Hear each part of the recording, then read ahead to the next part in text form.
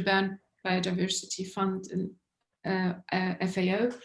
And these have been partners actually through a long journey that started late last year. And I wanted to particularly recognize Mr. Sarat Babu Gita from the CBD Secretariat and Mr. Wataru Suzuki from the Japan Biodiversity Fund. Thank you for attending this and at odd times, particularly for Sarat. Also, and I will be introducing all of our speakers in a little bit. But given the diversity that we have in our with our speakers, that we wanted to bring in all the experts on OECMs, also to speak about this from global perspective, we will conduct this webinar in English. But I wanted to let you know that we're very keen for the interaction to happen both in Arabic and or in French, whatever you are more comfortable with. Please use that language. We will be keen to translate. Also, you can use the chat for the interactions, and the team here we will translate that. I also wanted to recognize the team, Maher Mahjoub, who's the regional coordinator in the IUCN Center for Mediterranean Cooperation, Ziad Smaha from the IUCN Regional Office in West Asia, and also Natalia Boulad from IUCN RO as well. I'm not sure if Natalia is in, but she might be joining. So in this webinar, and what we wanted to do over the next 90 minutes or so is to present advances on OECM, both globally in terms of the guidance that has happened in the past couple of years, and also within the region. And quite a bit has happened actually within the region, despite the various challenges of this pandemic. And we wanted to discuss the opportunities looking at post-2020 and how to pave the way to achieve global biodiversity targets, as well as sustainable development goals, particularly SDG 14 and 15. So we particularly really appreciate the high interest from various countries in the regions to explore OECM. So I hope that this will be a good opportunity for some of you, a first discussions, for other, a second and a potentially third. So we very much welcome this exchange between the experts and the countries as well.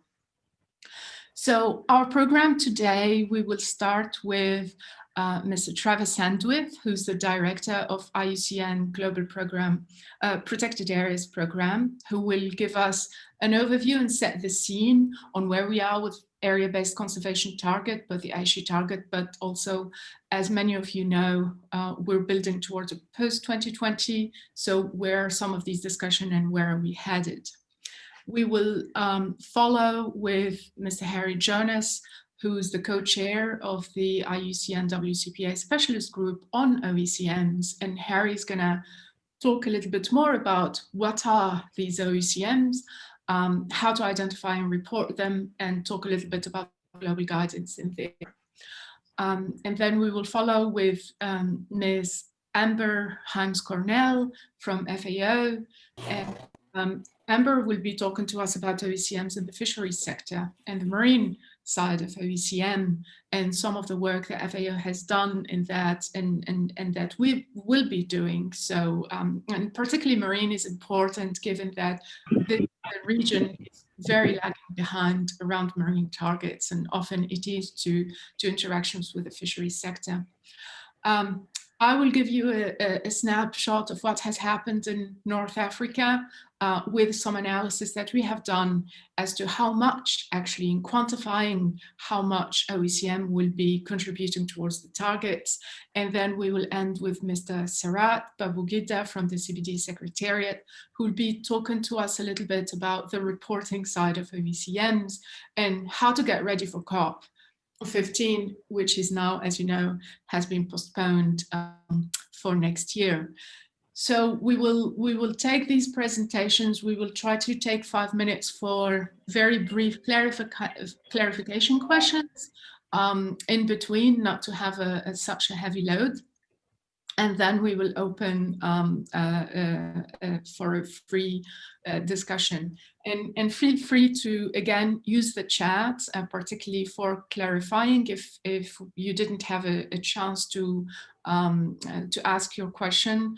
We will ask you to raise your hand and use the raise your hand option to speak for the questions, but please also feel free to use the chat, which would enable an interaction with the speaker directly as well.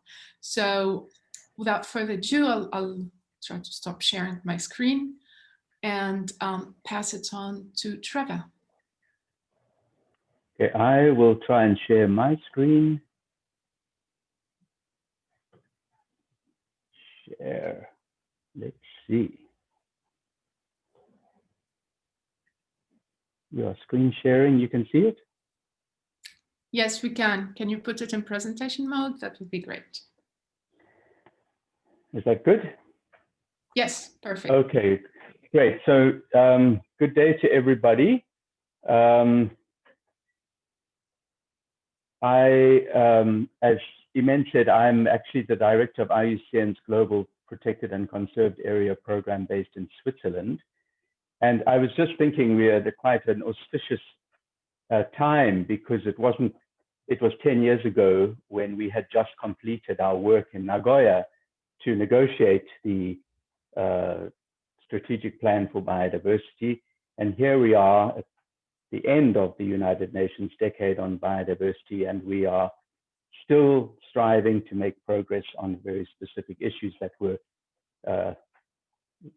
developed at that time. So going back to that auspicious moment in Nagoya, when the strategic plan for biodiversity was established, and within it, the 20 Aichi targets. I'm not going to go into all the detail about Aichi Target 11 because so many of you are very, very familiar with this, but I have always been intrigued by how comprehensive this target actually is and how it says so much about what we need to conserve and indeed how we need to conserve it. And one of the most interesting things that's relevant to our discussion today is the language, that what this target was really looking for was systems of protected areas and other effective area-based conservation measures integrated into the wider landscape and seascape. And if we did all of those things right, we would conserve areas of particular importance for biodiversity and ecosystem services. So when you elaborate the target and you break it up into its different components, you can see that there's a means and an end, and the end is that there would be conservation of the most important areas for biodiversity. So it leads with coverage, and coverage tends to distract us from the fact that what we're trying to do with conservation is to achieve the conservation of biodiversity and to stop its loss. So now I can't see what on my slide. So the curious thing about the language of the target is that the other, which is part of the collective protected areas and other effective area-based conservation measures, kind of got shortened to be OECM, so just a part of the issue. So instead of talking about effective area-based conservation measures, which are of two types, both protected areas and other measures, we ended up with a rather strange little acronym called OECM, but we have to live with that because it's now part of our lexicon.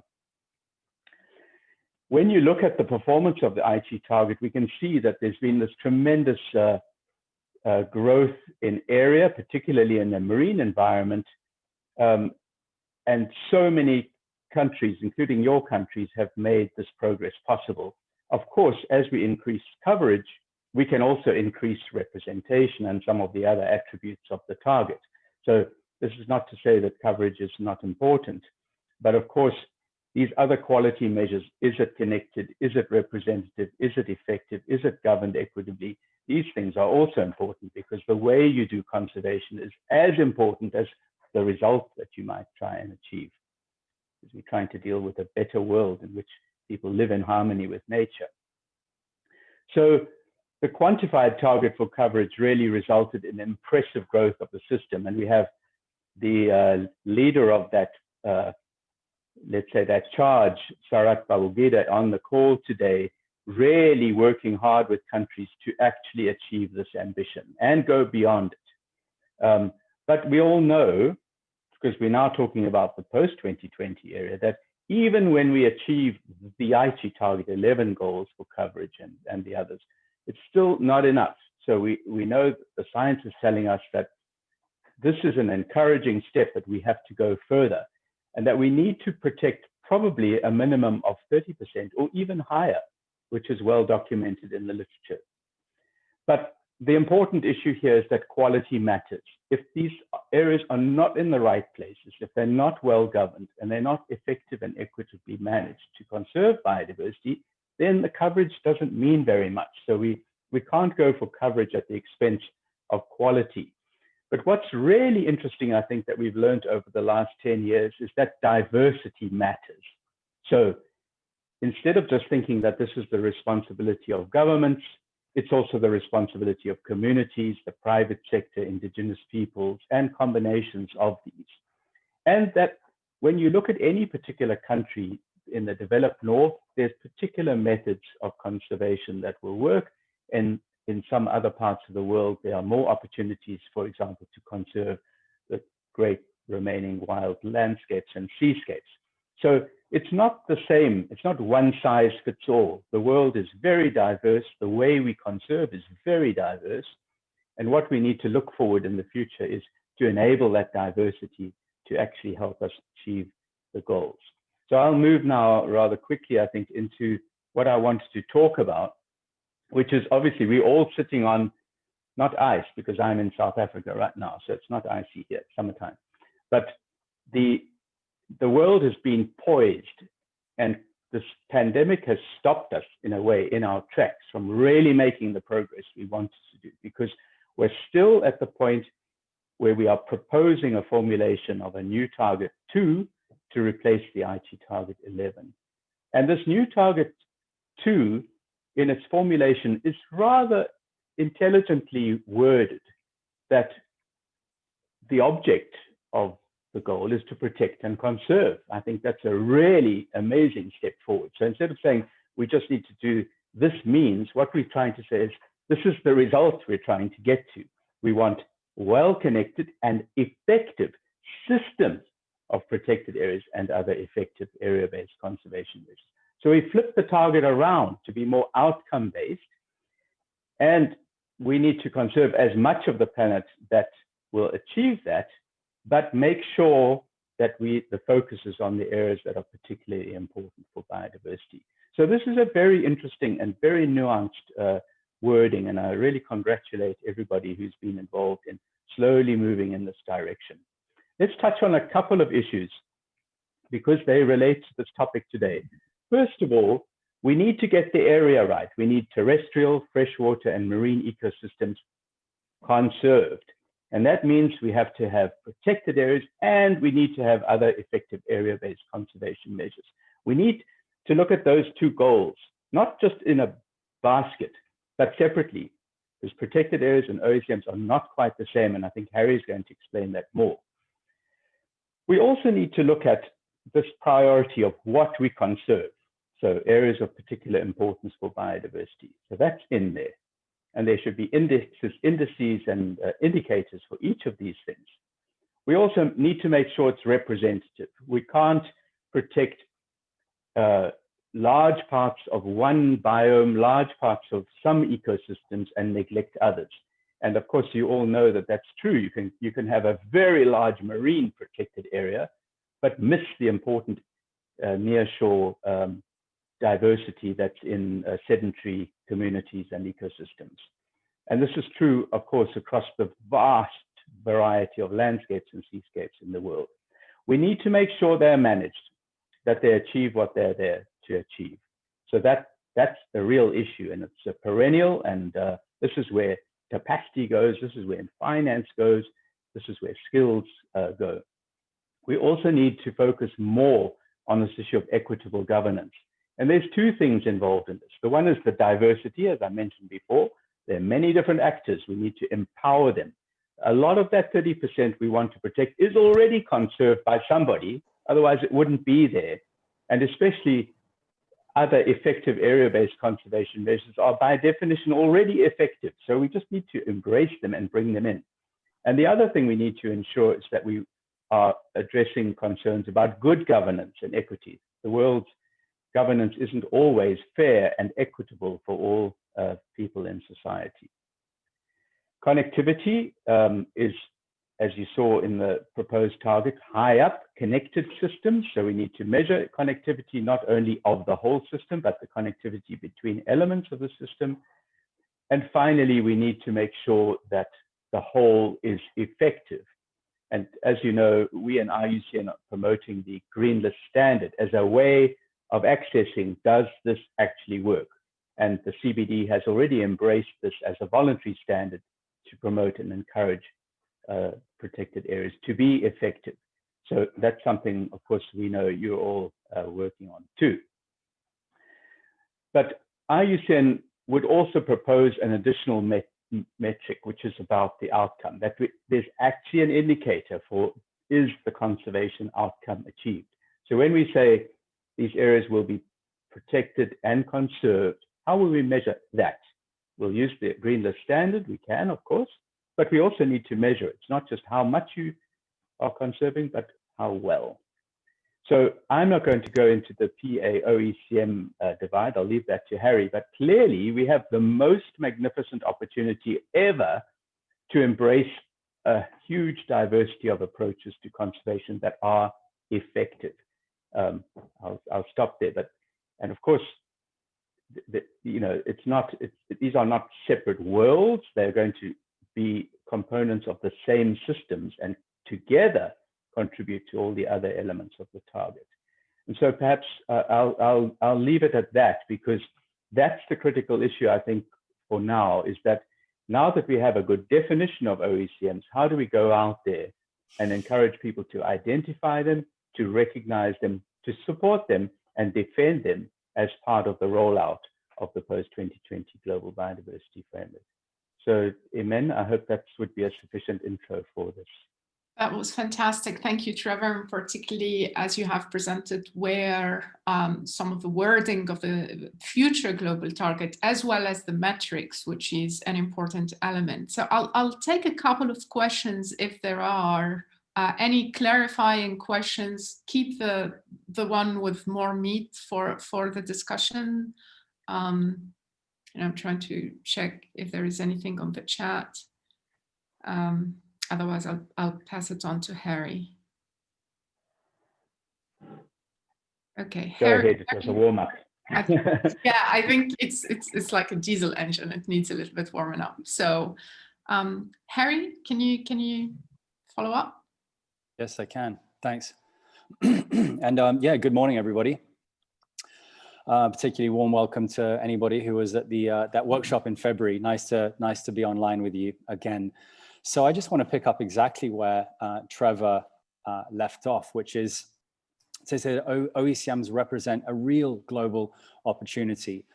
They offer formal recognition to areas that are important for biodiversity outside of current protected area networks, and they are critically important. Maybe they're not as recognized, as Trevor said, as supported as they could be, and through this mechanism we can enhance both their protection and what's actually happening inside the conservation. So I'd like to update you on that. As Trevor said, this term was introduced into international law in Nagoya, Japan, 2010. It actually took until 2018 to define this term. So I'm just going to invite you to just read this yourselves if you haven't read this definition before.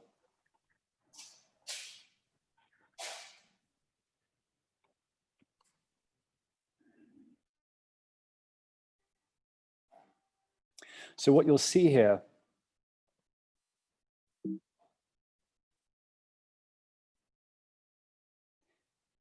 sorry, this my screen here. Great. So what you see here is that the area should be defined. So we know what we're talking about. And the area should not be a protected area. An area can't be both of those things. It is very, very clearly an either or. The area should be governed, and there should be management of that area. And I'll talk a bit more about the management just now. It should be achieving positive outcomes for biodiversity, or expected to achieve. And there should be, or where there are ecosystem functions and services, or a range of values, including cultural, spiritual, socioeconomic values, they should be taken into account. They should be also conserved and ensured within those spaces. So the first question generally that crosses people's minds, having heard all that, is, okay, that's very interesting, but how is therefore an OECM different from a protected area? And I'd like to introduce this quite elegant difference. They're very, very complementary, but they are different, and this is how they're different. A protected area is an area that's dedicated to conservation. It is the primary management objective of that area, is to conserve biodiversity. And in contrast to that, an OECM, in the first instance, must be achieving biodiversity outcomes. But it doesn't matter so much what the area is dedicated to. So I hope you feel that you now have very two complementary concepts. One area is dedicated to conservation, a PA, and the other one should be achieving conservation outcomes. It doesn't have to be necessarily dedicated to conservation. And that really, as Trevor was saying, that really enables that diversity within that system to be increased, these conservation systems to be increased. So what I'm going to do for you now is just show you how this appears conceptually. So all the areas I'm going to talk about now are achieving conservation. The difference between them is that some areas there is more of a dedication or less of a dedication. So I'll begin furthest away from protected areas with areas that are less intended, where the governance is less intending to achieve conservation outcomes in the very first instance. So these are basically non-disturbance areas. These are areas that for whatever reason, or for a variety of reasons, are generally not being disturbed. And as a result, you have flourishing biodiversity in these places. So sacred sites, some military sites, war graves, and other no-go areas you may be able to imagine in your countries, that because of the lack of disturbance, biodiversity is able to actually flourish in those areas. Then we have areas we call of secondary conservation. And this is where these areas are being used generally probably for their ecosystem services and functions. And as a result are also leading to biodiversity outcomes. So these acronyms here, the English acronyms, these would be indigenous and community conserved areas, areas being governed by local communities and managed in ways that are very harmonious with biodiversity. Locally managed marine areas, also small scale fisheries. Watershed protection areas. I'm talking to you from Malaysia. We've got plenty of areas that are protected because they're watersheds. They're delivering conservation outcomes. Non-timber forest product areas, ecosystem related wetlands as well, and some parts of the world are very, very important, and other areas as well. So generally areas that are being managed for their ecosystem functions and or services, or used very lightly, delivering conservation outcomes. Then there is this slightly initially perplexing category. These are areas where they are actually dedicated to conservation. These areas either do not want to be listed as protected areas for some reason, or basically they can't be listed as protected areas, again, probably for a legal or governance related issue, and in which case, if they're actually achieving biodiversity outcomes after full consultation on the issues, they can be reported, identified and reported as OECMs. Okay, and I just wanted to put on this spectrum protected areas, so you can see where protected areas lies in this spectrum, and then conceptually as well, where they would sit in these landscapes and seascapes. Okay, OECMs can be governed by all the governance types, government agencies, private entities, indigenous peoples, local communities, or in some kind of a shared arrangement. And I really want to underscore this point here, that because these areas are areas that are delivering conservation outcomes, that the governance and the existing governance and management of these areas is clearly doing something right, or a lot of things right, perhaps. It's very, very important for external agencies to take time to understand what's happening in those areas. And obviously to also respect the rights of indigenous peoples, local communities, and others in those areas. Here I've got a map of where we've got to. The green is all the protected areas in the world. The pink, the hot pink, is now the OECM. So you can see, well, let's talk about Algeria first, has reported some OECMs in the southern part of the country, and Canada as well in the marine realm. And I'm sure in the next few years, we're going to see much, much more pink on this map, and, you know, connecting the green and then vice versa as well. And also would like to show you this, which is countries around the world where, you know, processes have begun and are moving ahead. So my last couple of slides, I want to talk about a few opportunities and 2 challenges. Okay. These are my views, and I would love to hear from you what you think the opportunities are in your respective countries. So I think that OECMs validate efforts to conserve biodiversity outside of protected areas, and they also, I feel, provide greater recognition to the governance authorities of these different areas that we now globally recognize as being vitally important to us. I would like to think, I hope, that by recognizing these OECMs, we enhance their security and we enable more appropriate support for them, something Trevor just underscored as well in the new COVID world. And as a lawyer, I would say that I imagine that down the line, one will need to reform laws, policies, institutional arrangements, and things like this. And that may well present an opportunity to enhance and improve upon existing approaches to conservation.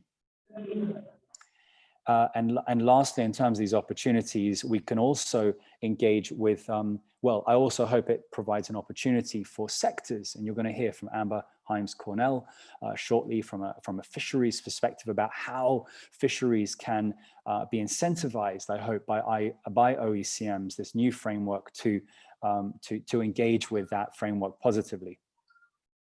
And of course, it will enhance supporting livelihoods and addressing climate change in these areas. There are 2 challenges I want to talk about.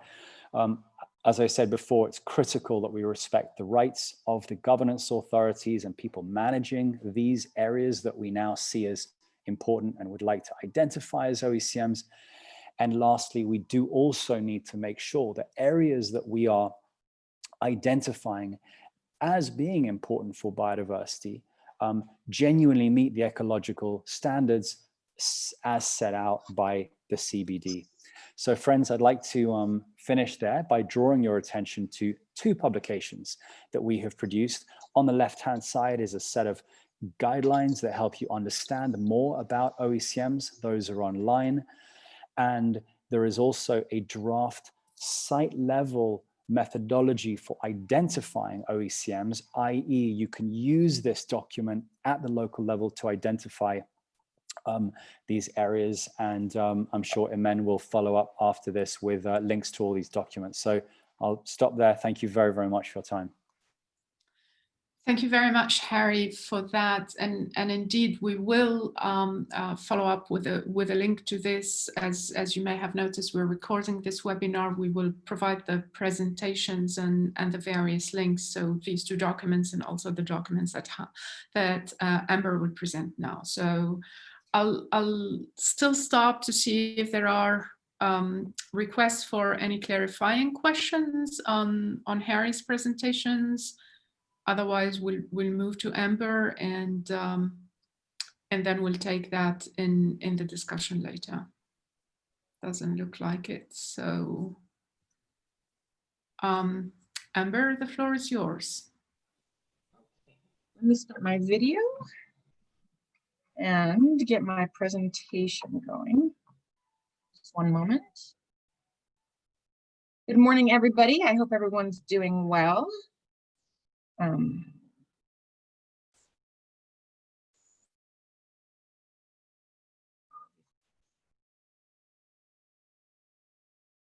Okay.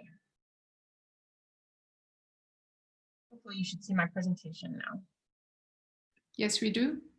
Okay, great. Good morning. It's great to see so many people having signed on to this this webinar and listening to all these great presentations. Thank you to Trevor and Harry for their presentations so far, and to Eamon for organizing. Hopefully this webinar is giving everyone a really good flavor about OECMs if you don't already know about them, and that we get you excited in thinking about how they might be used in your own national contexts. OECMs are getting a lot of attention in the fisheries sector in particular, and I want to share with you why that is and how the FAO Fisheries Division, where I am based, is getting involved.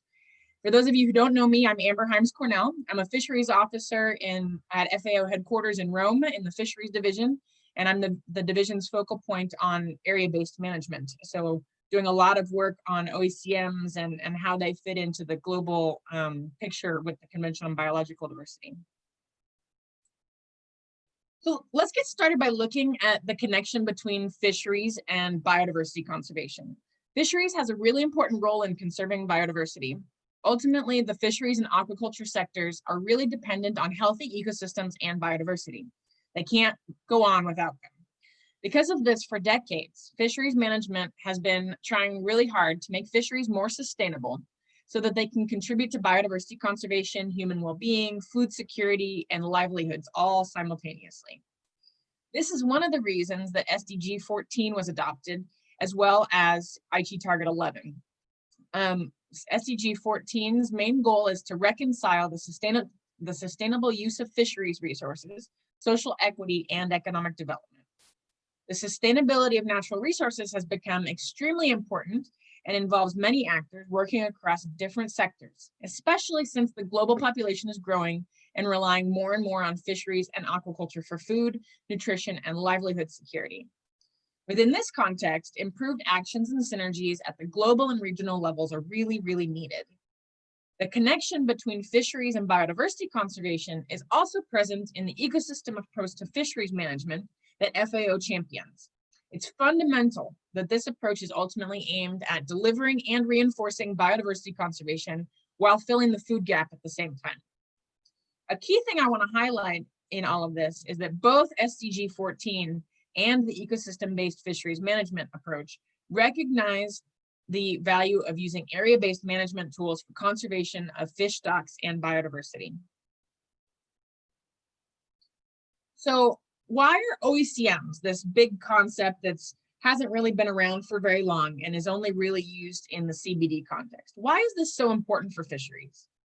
Well, I would say that the most important thing is that it's a really significant step in formally recognizing the contribution that fisheries can have to conserving biodiversity. It provides the sector recognition, support, and security for area-based fisheries management tools. It incentivizes explicit recognition and integration of conservation measures in fisheries management plans. It provides additional effective protection of unwanted bycatch, protected species, and vulnerable habitats. All governance types, like Harry said, can be recognized, anything from the government to private sectors to indigenous peoples or shared governance structures. It can improve the sector's environmental image to have these conservation measures that are embedded in fisheries management. It's also easier to understand and use these types of area-based management tools than protected areas when you're talking about multi-species, multi-gear fisheries. Most importantly, the concept of OECMs really offers the fisheries sector, as well as many other sustainable use sectors, a way to maintain ownership of area-based management tools and have a voice in the conservation discussions that are happening globally. So I think one of the biggest things that I want to get across whenever I talk about OECMs is the answer to this question of whether or not fisheries OECMs exist right now. Are there area-based management measures out there that countries are already using in fisheries management that meet the criteria for OECMs? And the answer I want to say is emphatically yes. It's really important to know that many of the area-based fisheries management tools that are being used in the world may already meet the OECM principles and criteria and can be used in reporting to the CBD. The question is simply undergoing the exercise of assessing those areas against the criteria to figure out which areas would count and which areas wouldn't. It also might be true that some of these area-based fisheries management tools that you have already in your countries, they might meet the criteria if they were slightly upgraded. That might mean adding additional technical measures or restrictions, improving spatial integration by combining different area-based fisheries management measures in different fisheries to have a greater impact. It might mean increasing monitoring and enforcement and compliance of conservation measures included in fisheries management plans. There's lots of different ways that you could take small steps to improve an area that's already in existence to make it also be able to contribute well to the Convention on Biological Diversity's goals. The biggest challenge, kind of as Harry was pointing to, is that there's a bit of confusion about what counts as an OECM. Since the definition was only really agreed to and negotiated in 2018, there's only been a couple of years that it's been around. There are there's a lot of information in it, a lot of criteria to think about and kind of put together an assessment for how you would think about it. And there's a lot of efforts going on to help with that, but it is a challenge. The second is that there's a need to resolve the skepticism about the benefit cost ratio for the environment versus fisheries. So there definitely are area-based fisheries management tools out there that aren't doing a lot for conservation of biodiversity, and but there are a lot that are. And so there's got to be a good look at the cost and benefit ratio of counting some areas for their conservation benefit versus others. So who's working on that first point about trying to figure out and give guidance on how do you actually figure out what's an OECM and who's not? One of the things that Harry didn't mention, but Trevor slightly pointed to, was a couple of efforts by the IUCN OECM task force, which is turning into a specialist group. And they put together a couple of documents, one that's been published on taking a first cut at looking at what's a good idea to try to put against a full assessment versus not. And then they're in the process of finalizing a document on that's a more complete assessment methodology for figuring out how to decide what's an OECM and what's not. FAO also tried to do something more fisheries specific last year in 2019 in collaboration with the CBD secretary and the IUCN fisheries expert group, where we had a number of different stakeholders from all different walks of life come together to talk about the issues that and the challenges at identifying and coming up with an assessment methodology for OECMs in the fisheries sector. And so there's the three reports that I have here are the cover pages for the two IUCN specialist group reports that one's been published and the other has not yet, but it will soon, I'm assuming. And then this other is a summary of all of the issues in the fisheries sector that we talked about at our workshop last year. And ideally, all of these will be complemented by additional help in the future. The ICCA consortium, which deals with indigenous conserved areas, has also been working on some guidance specific for those types of areas. There's a working group based out of the University of California, Santa Barbara, in the NCs group that is really looking at how do you promote OECMs as a new policy tool How do you link coastal governance to social and ecological outcomes in marine spatial management? They're also looking at how to compare the rules and outcomes across marine protected areas and OECMs. And then also, what does it look like to have an effective OECM? There's also many developed countries that are moving forward in the OECM assessment realm. Canada, as shown on Harry's map, Canada has been way ahead in the marine realm with trying to identify fisheries closures. Norway is also actively engaged in the issue. And Harry mentioned a number of other efforts in North Africa as well. And then lastly, something that's going to be coming up in March is an ICES workshop that is co-sponsored with the IUCN Fisheries Expert Group, where they're going to be testing available elements of some guidance specifically for the fisheries sector in the North Atlantic and Mediterranean, where they're going to be looking at data-rich and data-poor areas and how to assess potential OECMs in both cases. So what has FAO been doing?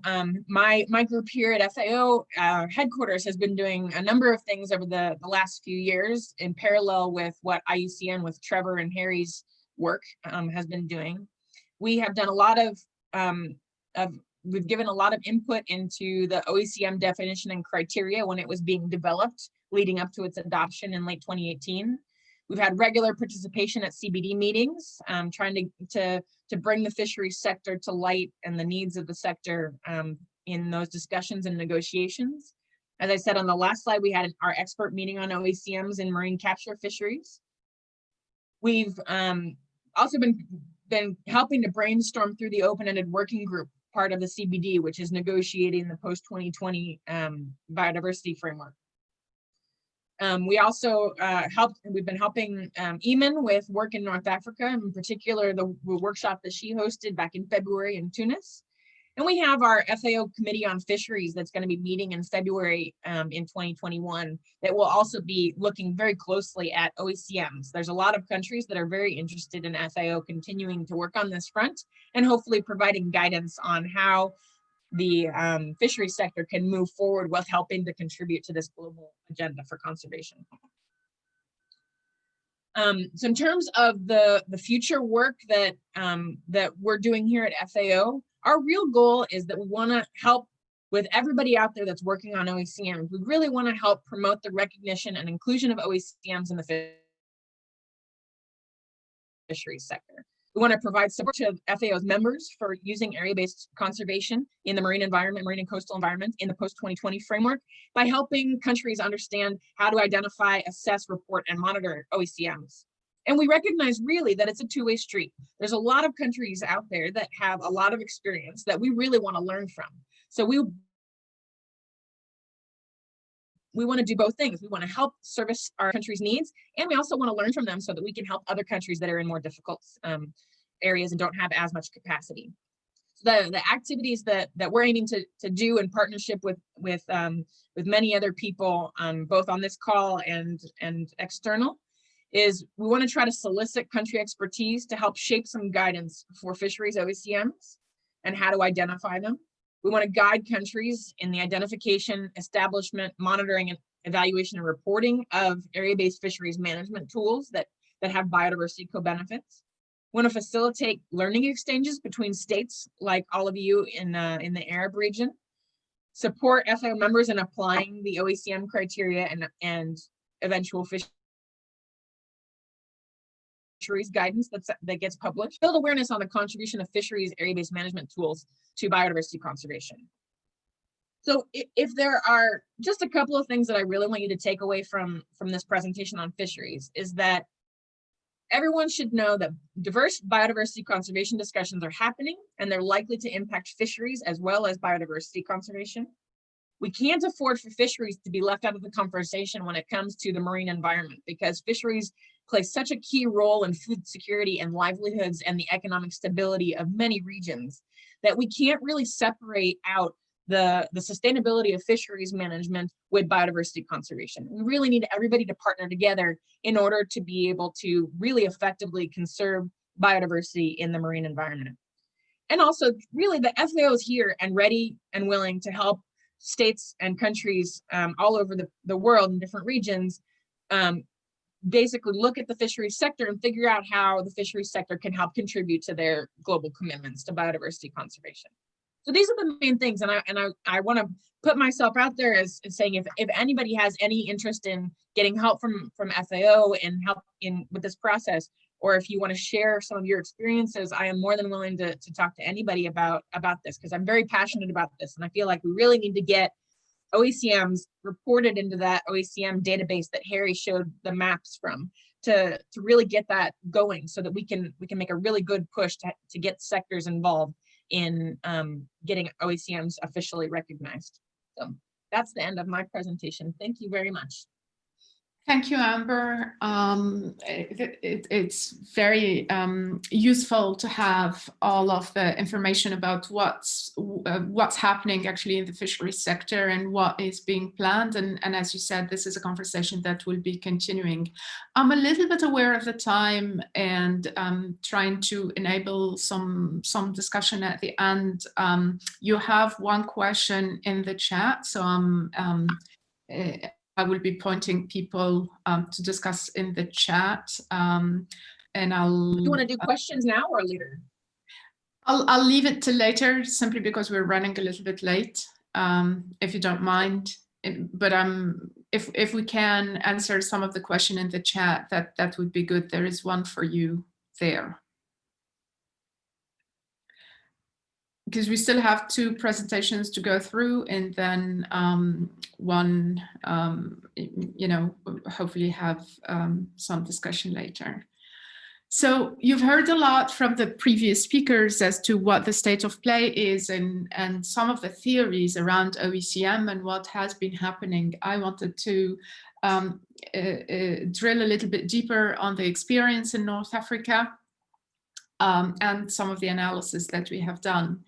As several speakers mentioned, IUCN WCPA and many of the people involved, we hosted a workshop on OECMs in North Africa and Eastern Mediterranean back in February, when we used to be able to meet actually physically and not run webinars. And we discussed various ways to identify OECMs. We analyzed a few case studies on potential OECMs. And most importantly, the workshop identified a list of potential OECMs in the regions and recommendations to work with countries to report that. And so the analysis that we have done, we looked at designated protected area, designated and proposed protected area, and protected areas and potential OECMs in these countries. And here are some of the results that was very helpful actually to look at. One of the clear potential OECM that came through are biosphere reserves. It came through from a case study in Lebanon through the Jebel Musa biosphere reserve, because biosphere reserves are currently not accounted for in the World Database on Protected Area unless it overlaps with a national designations of a protected area. And that is often covering only the core area of the biosphere reserve, which, as you may know, a biosphere reserve has a core area, a buffer zone, and development zones.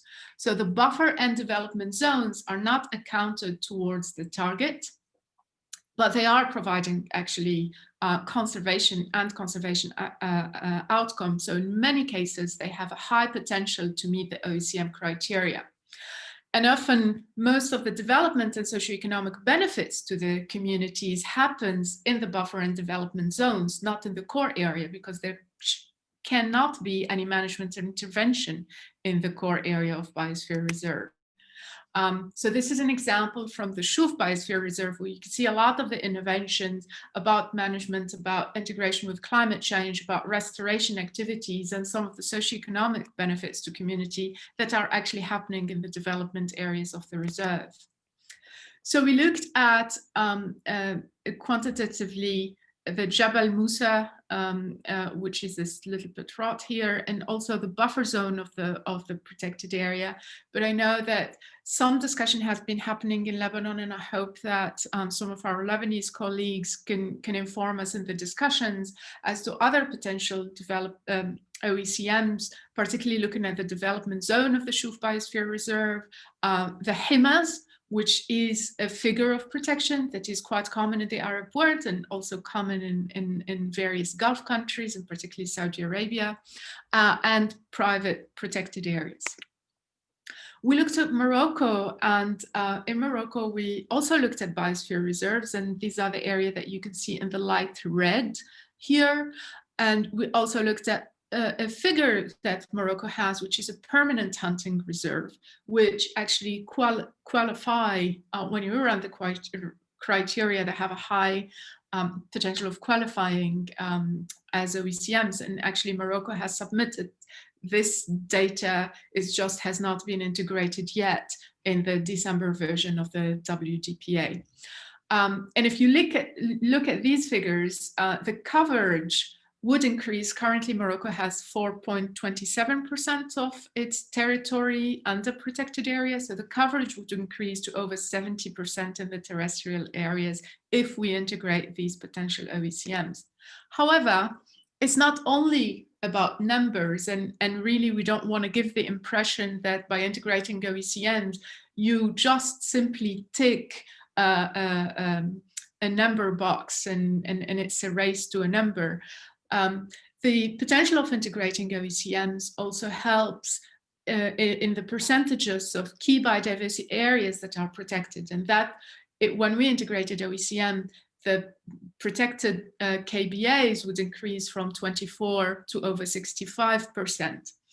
Connectivity, which is a point that Trevor also mentioned earlier, would increase as well, even though the current protected area network in Morocco is quite connected, but the connectivity will still increase when we integrate OECMs. And representativity of ecosystem types would increase, and all but one would exceed 30%, and they were only represented at lower percentages in the current protected area system.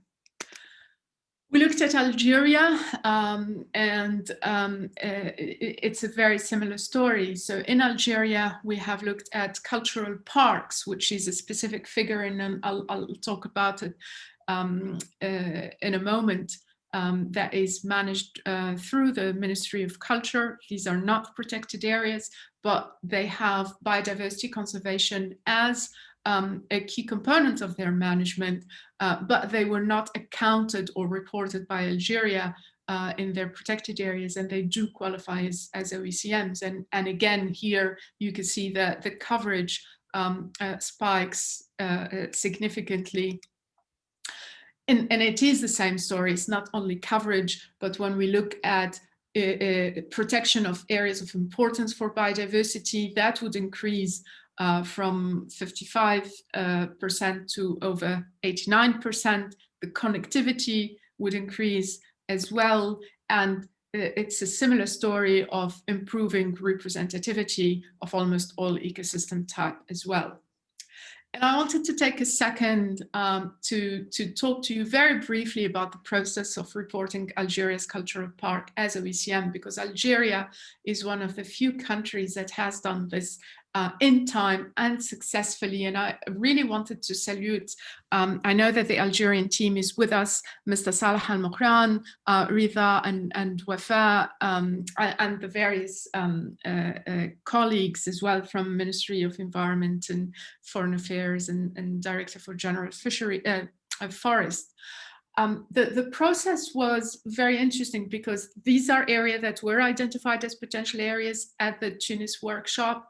Then there were evaluation by the Ministry of Culture and the Office for Cultural Parks as to whether these meet actually the criteria. They went through the details of each park and ticking the boxes of the OECM criteria that were presented by Harry.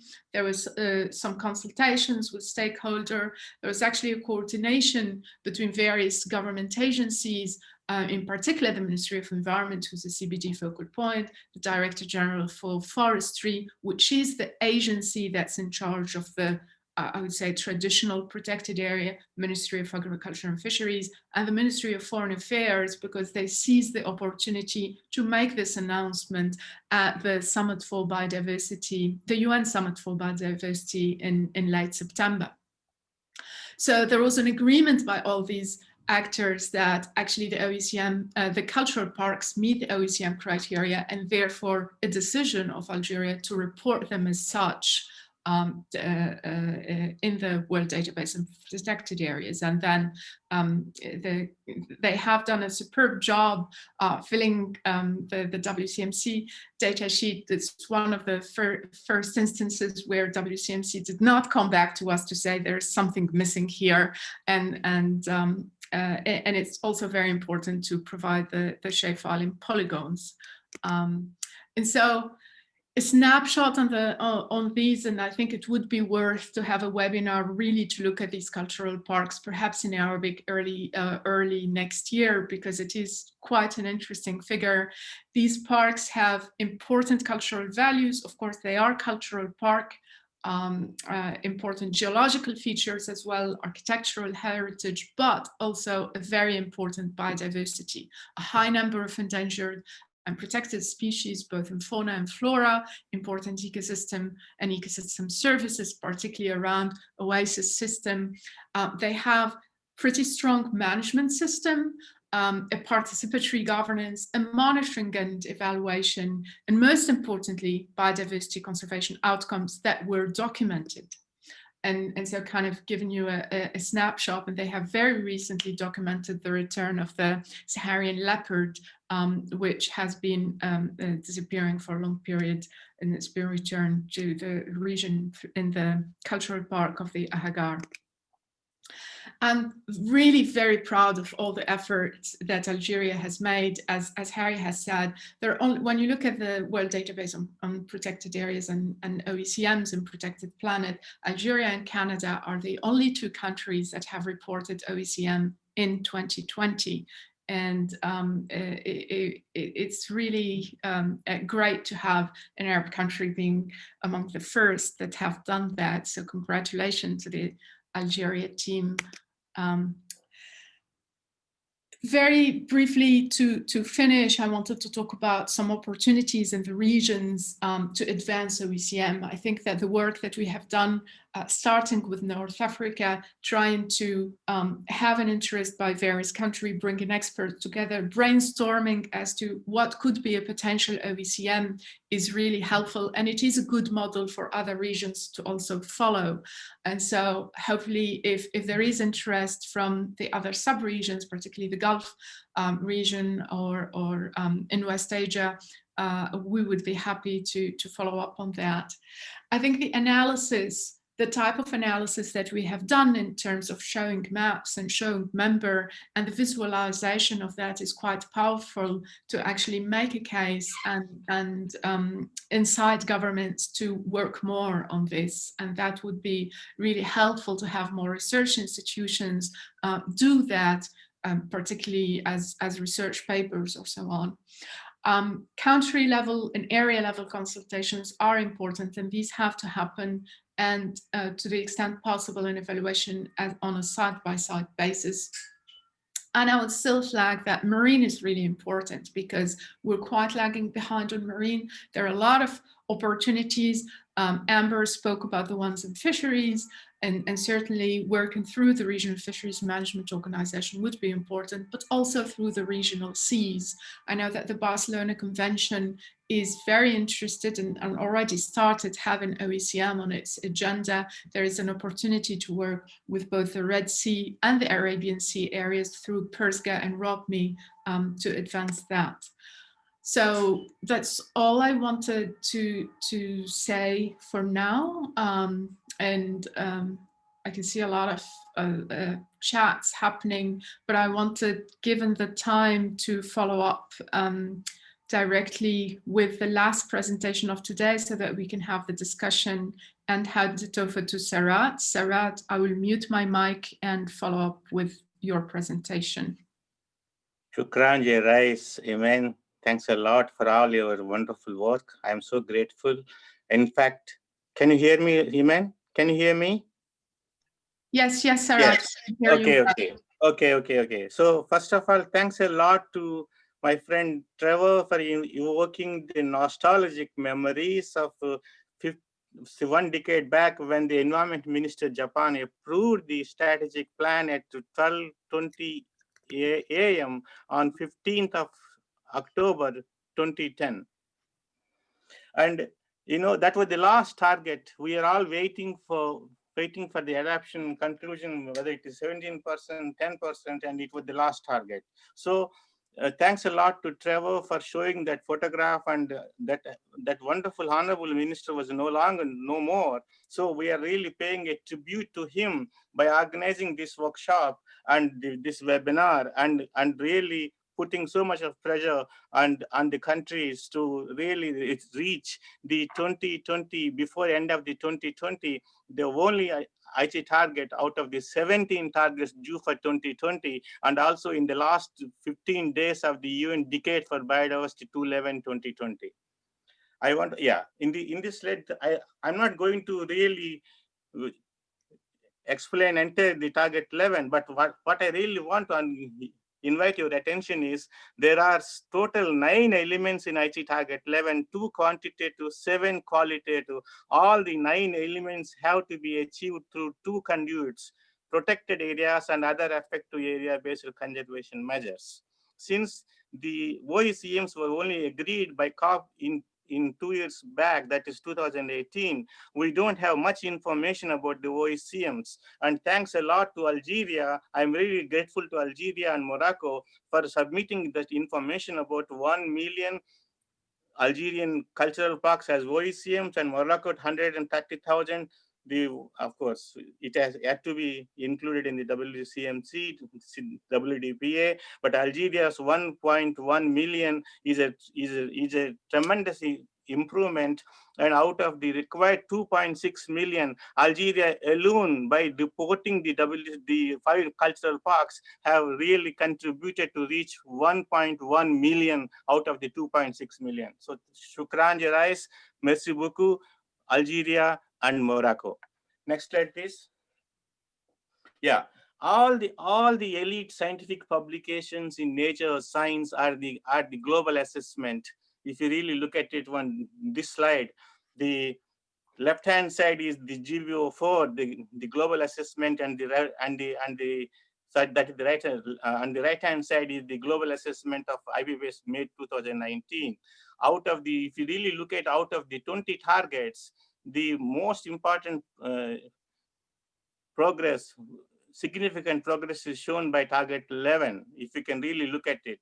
But imagine this information was only based upon information in the WDPA, and that to protected areas. There is a lot of opportunity to improve the information in the WDPA, so that there is opportunity for improving the analysis. Because if you really look out of the 18 countries who are participating in this webinar, more than 15 countries have not updated their information in the WDPA for the last 10 years minimum. So definitely, when you update your information, you will there is an increase in the protected areas. So they have attendant, as always Trevor says, the quantitative elements have implications on qualitative elements, because if we are improving the quantity, definitely they might have some implications for improving the quality.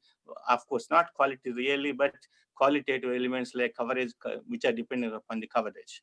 Now, if you really look at these two graphs, one is the IPBES global assessment, and it was in May 2019. At that time, it is 14.8% terrestrial and about 7.5% global marine. But after 1.5 years, even in the GBO5, September 2020, it is just 15% terrestrial and 7.6% marine. And there is no difference between the other qualitative elements between IPBES global assessment and GBO5.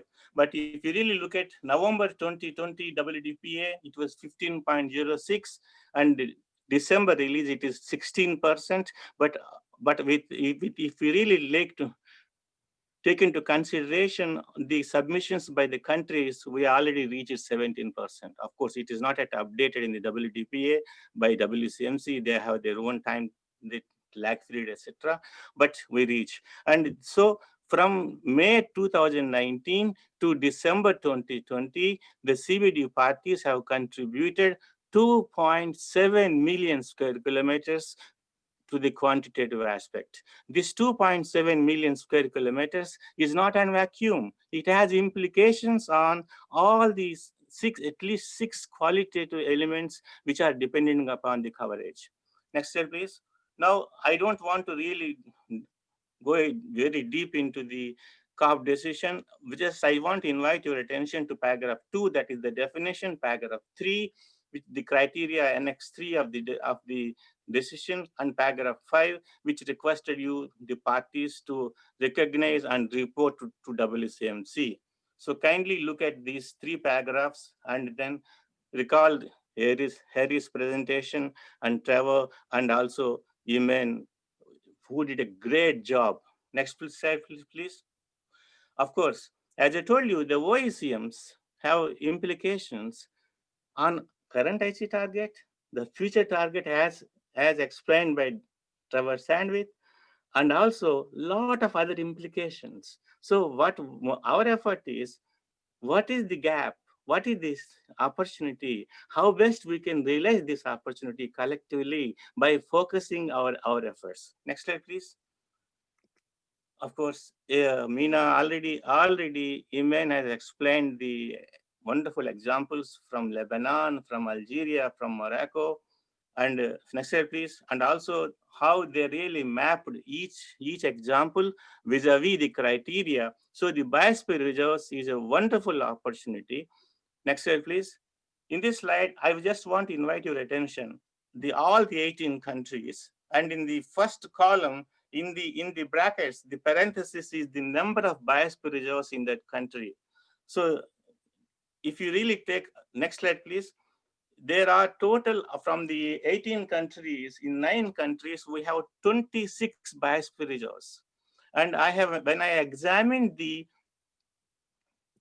international network of biosphere reserves and each biosphere reserve area, minimum average, the buffer zone is about 1,000 kilometers. So at least 26,000 square kilometers, which you have to investigate how much out of these 26,000 square kilometers can really contribute, can qualify as an OECM. So it is not simply quantitative. Next slide, please. Essentially, if you really, now I really invite your attention, because I have taken, there are 4 terrestrial ecological regions and 2 marine ecological regions in Algeria, which still need to reach 10% coverage. So how the identification of OECMs, in addition to the 5 cultural parks, if there is any opportunity, how they really contribute to fill this gap. If you really look at it, earlier, we were only trying to understand whether we reach the quantitative aspect of 2.6 million or not. Once after that, what we are now looking is, what is the gap in the other qualitative elements? And is it possible to fill those gaps either by updating the WDPA or by reporting the OECMs to specifically addressing filling the gaps? That's why we did this exercise, and you can get all this information about what are the gap terrestrial ecological regions, what are the gap marine ecological regions, what are the AZEs, or what are the IBAs in danger, or what are the other IBAs and the other KBAs. We have, you may recall in 2015, Trevor was with me, we have organized the IC Target 11 regional workshops. And for each country, we have prepared a country dossier, and we have included this information about these things, these especially the qualitative elements, provided them with the information about their coordinates, and you will get that information, the gaps in each country. And by looking at the coordinates, and by of those gap ecological regions or gap KVAs or etc., and then look out whether any of the proposed are updated, the information on the protected areas being updated in the WDPA, or any of the OECMs can really address these gaps, then automatically you are contributing not only to the quantitative element, but you are also contributing to the 3 or 4 qualitative elements. So buy 1, get 5 free. And not only that, you will really contribute to the post-2020 target, and you can negotiate at COP15 based upon your realistic information, not hearsay. Do we really need 30%? Or why only 30%? If you really look at it, if we reach 17%, 13%, 30% means only 13%. 13% means only 15.5 million. So 15.5 million from the OECMs is not an insurmountable task. So identify the issue, identify the opportunity, and collectively all partners to come together and push the cart and pull the cart and push the canoe towards reaching our goals. So then it is much easier. So that is the reason why, next slide please, we launched this global partnership. Next slide please, next slide, yeah. We launched this global partnership, and you can really find at least Trevor is there, Harry is there, myself is there, Iman, I think you should also be there, and Kathy in between. So the idea is, it is not the prerogative of one country, one agency, one organization. All of us come together, identify the issue, and pool our energy and resources, and push the cart or paddle the canoe towards reaching the goals. Then we will definitely achieve the goals. Because in 2010, we agreed, the CBD parties agreed 2010 target. We reached 2010 and we said, no, we did not achieve the 2010 target. Let us agree 2020 IC targets. So we have agreed 20 IC targets. Out of these 20 IC targets, for 3 targets, the target date was 2015. It's already over. For the remaining 17 targets, the target date is 2020. We have just 15 days left in this target year. So the 2020 is a super year for biodiversity and also super year for oceans. Not only that, 2020, we have just 15 days for the UN decade 2011 and 2020. And out of the 17 targets, this is the only target where we know what is the status, what is the gap, and what are the opportunities. And we have a partnership bringing all partners together. I'm so happy to see Amber here today to present it. So this is the kind of a partnership, and this is the best partnership which I can show, I can watch for the practicality of the SDG 17. And out of the 17 targets, even despite when the pandemic COVID-19 put the whole world into 1 year back, we are really making, with our best efforts, we are reaching the quantitative aspect. And it really strengthened the hope.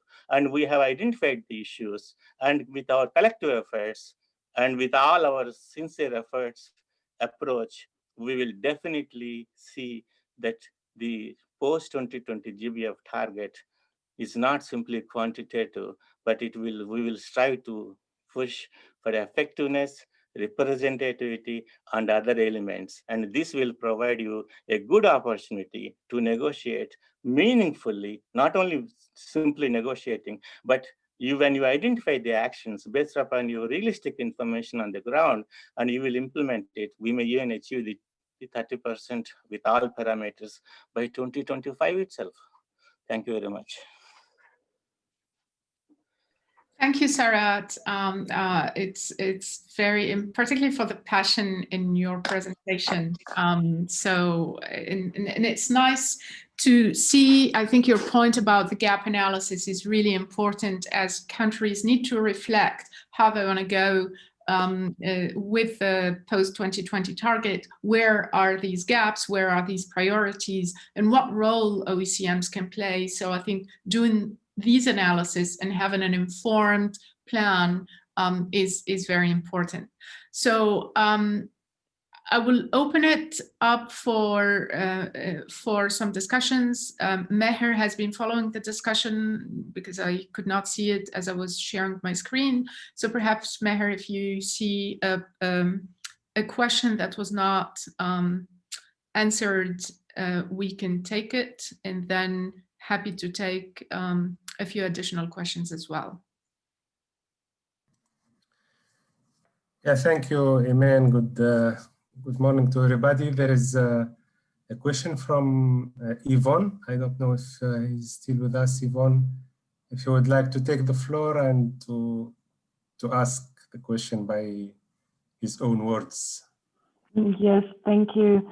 Well, I was wondering when you were talking about the HIMA systems, if there are efforts to map them, because, well, I think in my opinion, as far as I saw them, there's great potential for implementing them in the OECMs. I think the HIMAs have, as a general conservation figures, have a high potential indeed. And then in the details of each country, they have a specific status. And I know that there has been in the past few weeks, actually, an effort to map these in Lebanon. I'm not sure if Ziad is here, if they can, he can say a few words on that. But I think some of the work has to be done in a country by country level, because some of the protection status and the evaluation has to take into considerations local context as well. So the effort to map them, and particularly with view to reporting them, will have to be led in the country. We can certainly help and facilitate mapping HIMAs as potential OECMs when these are known. But Ziad, can you tell us a little bit more on what you've done in Lebanon, if you're still here? Yeah, I'm still here. And it's strange, there's two people logged in as Ziad Samaha. So concerning the HIMA is a sort of community-based management. It's a community-based management that also in the Arab world has more of a religious connotation. It has been adopted in most of the Islamic countries as a way of sustainable and community-based management. Historically revived by different organizations, and also in the Middle East and North Africa. What's happening here is, for example, in Lebanon, there's a local NGO that works on reviving HIMA and bringing them back. And some of these HIMAs, they fall under either IBA or KBA sites.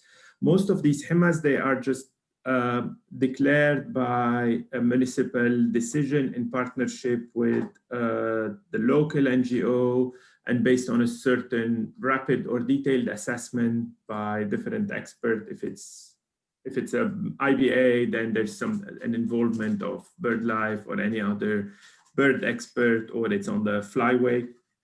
There's other HIMAs that protect different species or a certain species. So what we're doing here, since the HIMAs, they're not actually a state-declared protected area, but for example, in Lebanon, based on the updated framework of protected area law, HIMAs are recognized as a form of conservation and protection, but yet they are not national. The weakness of HIMA is that it's a municipal decision taken by the council of the municipality and a decision by the mayor that can be changed at a certain point. We realized while we're working and we were about to propose them also as OECM, we realized that most of these sites do not have proper maps. So they're just available as pins or coordinates, just either a point in one of the areas. What we're doing now with the local organization, SPNL, that deals with the HIMA, we're going to map out the sites to really understand where the core area is, where the conservation is, what is really protected by the municipal decision, and what does actually overlap with the protection that is endorsed by the government, and what area is just considered as another effective conservation measure. I don't know if this is clear, but I can also elaborate a bit more. Thank you. I think that Iman, just can I intervene? Sure. Because Lebanon in 2015 December workshop in Delhi has clearly indicated that there is an opportunity for recognition of the HEMA for contribution to various elements of the Aichi Target 11. So that is one that is real, that they have identified it in 2015 Delhi workshop itself. I think Trevor may remember. He was present in Delhi in December 2015, and this is a wonderful opportunity. And in the roadmap, what they have given, they have clearly identified that opportunity for identification of HEMAs either as OECMs or other conserved areas. Perfect. Yes, I think there are, as we've seen it, quite a few opportunities. Where the effort needs to be focused is on following up on these opportunities, on doing the assessment, in some case, the mapping itself, in the case where this has not been done, and particularly going through the OECM's criteria and seeing whether the area actually meets them or not. And one of the things when we had the discussion also in the Tunis workshop were the Ramsar site, because some of them are protected areas and others are not protected areas, and that, you know, how do we also improve their management as well? So I think the discussion would open new doors and conversations internally within the country and at the local level of what efforts are needed to improve the conservation status of this area, which is I think, where the goal is. Iman, yes. Can I add something? Hi, Lara. Hi. I was able to join, and I just followed the presentation of Sarat. And the end of your presentation. I was not able to join before. Thanks. Can I add something about what Ziad said? So what Ziad said is very accurate. It reflects the situation of HEMA in Lebanon. Just to add on it, that before 2019, before the issuance of our framework protected areas law, a local NGOs, as Ziad said, was working with the municipalities, the concerned municipalities, and encourage them to issue a municipal council establishing this HEMA under their territory. Okay, so there was not a category on HEMA in Lebanon at national level. Just the mayor or the municipal council issues this decision. In 2019, we give them like a national recognition, because in our framework law, protected areas framework law, we endorsed 4 categories of protected areas, which are the nature reserve, the current 17 existing in Lebanon, and still we are increasing them. In 2020, it becomes 17, and before it was 15, and we're still working to increase their number. We have the second category, which is the national park, but we didn't establish yet a national park in Lebanon. We have the third category, which is a national monument or a natural monument or natural site under the protection of the Ministry of Environment. And the fourth one is the HEMA. So we recognize them as one of the 4 categories of protected areas in Lebanon, but the law states that it's established through a municipal council and it's decentralized. It's not under the supervision or of the Ministry of Environment or under their management, or it's or the ministry established them. No, it's established through a municipal council.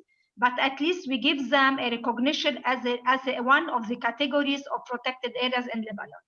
And now, as Ziad mentioned, we are working to delineate their boundaries with SPNL, the local NGO who worked with the municipality to establish them, in order to be able, as the Minister of Environment, to send the information related to HEMA to the WDPA. Okay. Because without strict boundaries, we cannot submit information.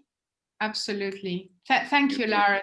That's great. And I want to add something. We are working to update our data to WDPA. We will send them as Ministry of Environment the updated information about the nature reserve and about the nature site under the protection of the Ministry of Environment. And regarding the HEMA, this work is being done to do the map. And there is 4 categories currently, this is 3. And the 4th one is the protected forest, but they are under the prerogative of the Ministry of Agriculture. The Ministry of Agriculture established this protected forest. So we need to collaborate with them to give them all the data and all the maps in order for us as Ministry of Environment to validate this data to send them to the WDPA. So at present, we will send only the info about nature site, nature reserve, and HEMA. Thank you, Iman. Perfect. Thank you. Thanks a lot, Lara. Thanks a lot. You really resurrected that you are going to contribute to improve the coverage of 2 terrestrial ecological regions and at least 11 IBAs, which are to reach partial coverage. Thank you very much. Yes, thanks for you, Sarah, and nice to meet you again, even if it's online. Trevor? Okay. Yes, I was going to just mention something that I think we're not at risk, but we could overlook. That as I said earlier, the recognition of other effective area-based conservation measures is not just the recognition of the place. Yeah. Because the fact is that place has arrived at the present day through decades, maybe hundreds, maybe thousands of years of conservation by the authority or the community or whoever it is that has brought this to the present day, still as an intact natural ecosystem delivering outcomes. And we need to understand why that is. What are the local rules? How did that work? How did that community actually figure that out? And how have they managed to continue to do it to the present day? Whether it's in the Amazon or in the HEMA system or in a community conserved area in my country. And I just want to draw attention to this precious reality that the governance of the area is everything.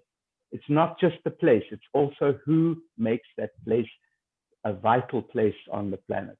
I just want to really underline that. There's a huge set of constituency and such an opportunity, in addition to legal recognition, to recognize the actual governance authority. Who are these people that have managed to do this?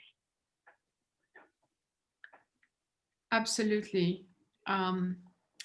I'm not sure if there are other questions or interventions. Otherwise, I'm happy to also perhaps give the floor to the Algerian team if they want to say a couple of words on the process that they have done fairly quickly, and if they would agree to have a longer webinar to present the cultural parks in Arabic next year.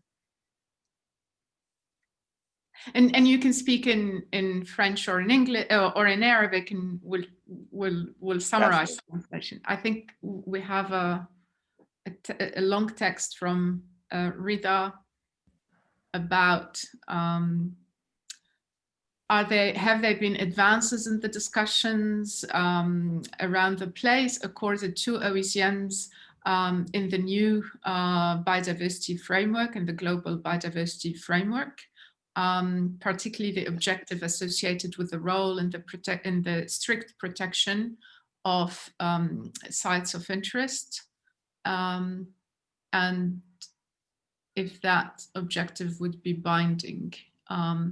And what are processes for regular evaluation of OECMs and globally in the enforcement or in strengthening international cooperation between networks as well.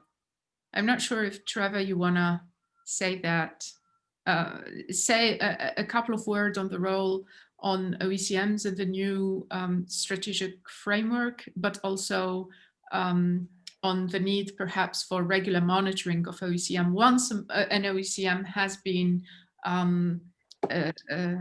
reported?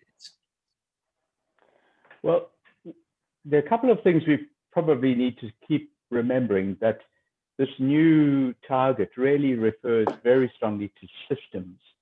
So it's not just a focus on OECMs, it's a focus on OECMs and protected areas and the complementary role that they play in conserving biodiversity, achieving connectivity. So I think one of the big opportunities is not only to focus in on the undiscovered, but to go back and have a look at the whole system and say, how does the system actually address these priorities? That would be so interesting. And the target is a real. What fascinates me also is, I think it's this idea that we do need to be ambitious, but we also need to recognize what's already there. So as others have said in this seminar, we may be well on the way to already have conserved more than 30%. And so the critical issue is, can we stop the loss of those things? Can we do?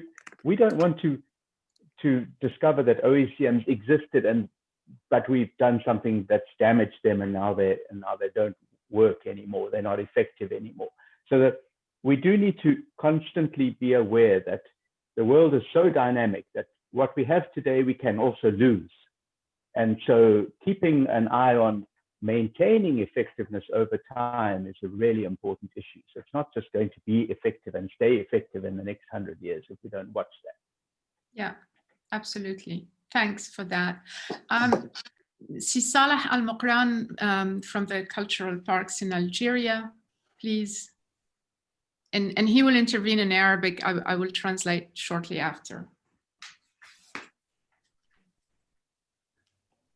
السلام عليكم. وعليكم السلام.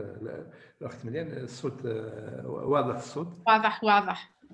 شكرا. دونك نشكركم على هذه المبادرة اليوم لتسجيل هذا اللقاء حول تسجيل دونك أول التسجيلات فيما يخص الأنماط الجديدة للمحافظة الغير التي لا تدخل في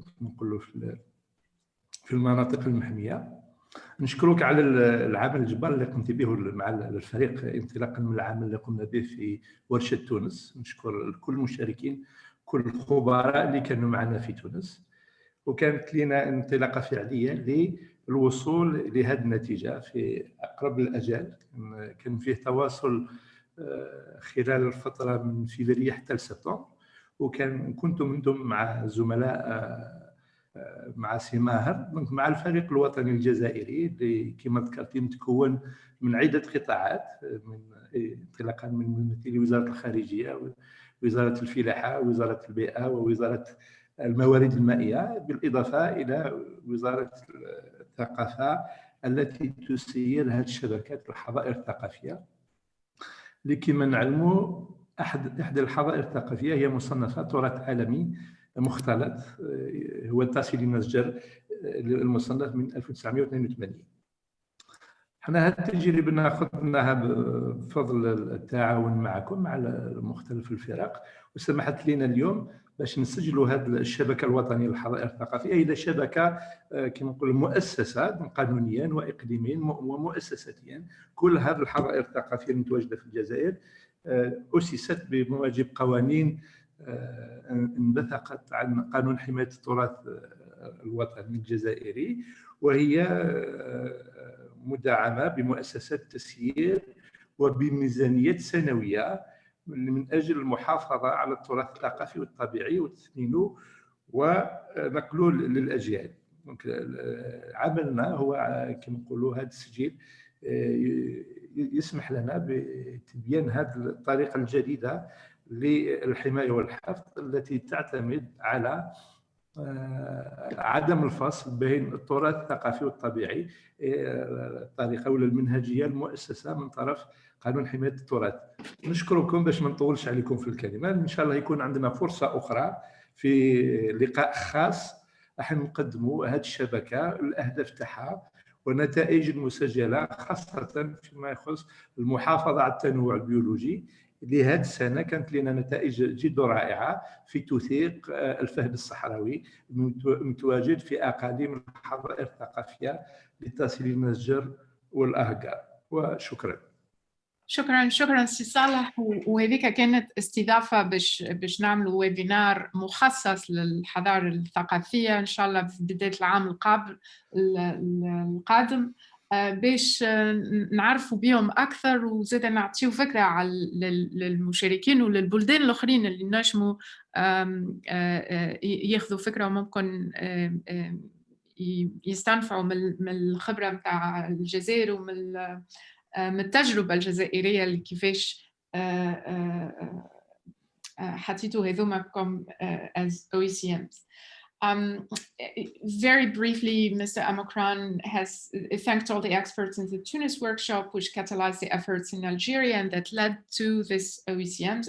I think this brainstorming is important to recognize. He gave a few details on the cultural parks, but we will be doing a very special seminar to dig a little bit deeper in these characteristics and how they meet the OECMs, and we hope to share that early next year. There is another question, but I'm also a little bit mindful of the time that we have a little bit run overboard, is how can countries incorporate the OECM concepts into their own policies and strategies and laws and programs and management plans?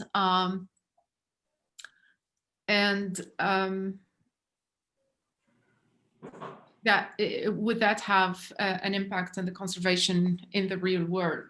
I think to answer Mr. Abdelsattar Belkhouja, there is this opportunity that recognizing an area as OECM, for example, like the cultural parks in Algeria, gives an opportunity for enhancing the biodiversity outcomes of this area. I think some of the opportunities is as we try to explore what area qualifies as OECMs, some of them have a potential of OECMs, but definitely will need, and this is something that came from the Tunis workshop, that they will need enhancing certain aspects of management or governance.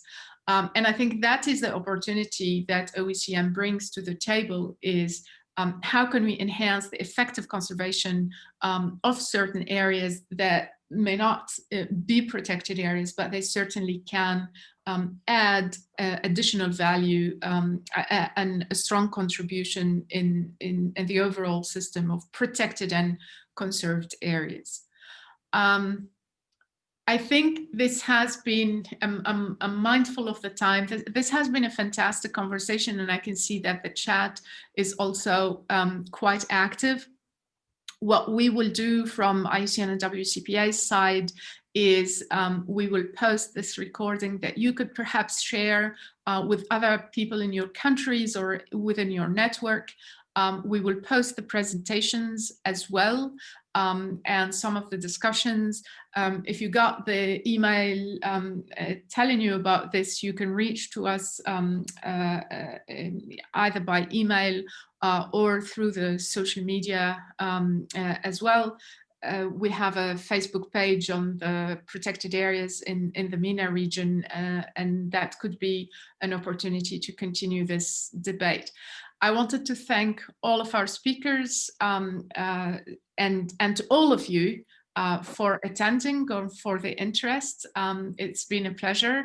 I wish you all good holidays and some rest before the end of the year. And we hope to see you, hopefully in person, in 2021, that we really wish would be much better than 2020.